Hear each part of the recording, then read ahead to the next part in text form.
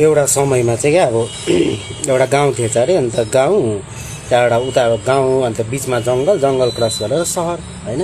अन्त त्यो जङ्गल चाहिँ बिचमा चाहिँ भयानक जङ्गल होइन। त्यहाँ चाहिँ भूतहरू दिउँसै अब तर्छ भने पुरा डरलाग्दो टाइपको जङ्गल होइन।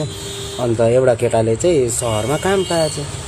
अन्त सहरमा काम पायो, अब बिहान ड्युटी जानुपर्ने, कसरी जानु, अब सहर जानुपर्छ ड्युटी त होइन। स्यालेरी पनि राम्रो छ, राम्रो काम पाएको छु, कसरी जानु अब टेन्सन होइन। अन्त जङ्गलको छेउमा त आँट त गरेर जङ्गलसम्म त पुग्यो, तर जङ्गलभित्र पस्नु आँटै आउँदैन, कसरी जानु। अन्त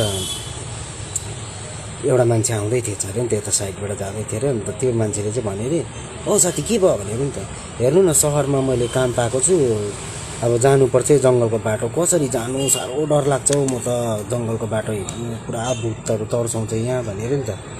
ए साथी केही ठुलो कुरो छैन, यो सहरको बाटो, यो जङ्गलको बाटो हिँड्नुको लागि नि भूतले तर्साउँछ भने डराएको, हामी त कति आउजाउ गरिबस्छौँ त, तर त्यति हो, यो बाटो हिँड्दाखेरि चाहिँ नाङ्गै हिँड्नुपर्छ, तर लुगासुगा खोलेर जाउँ त केही हुँदैन, अन्डर पेन्ट पनि नलाइकन जाऊ भनेर नि त, केही हुँदैन, भूत अलिक छास्राक छिस्रिक पनि हुँदैन भनेर कि हुन्छ भनेर त लुगासुगा खोलेर अन्डर पेन्ट पनि खोलेर त टक जानु थालेछ अरे हो।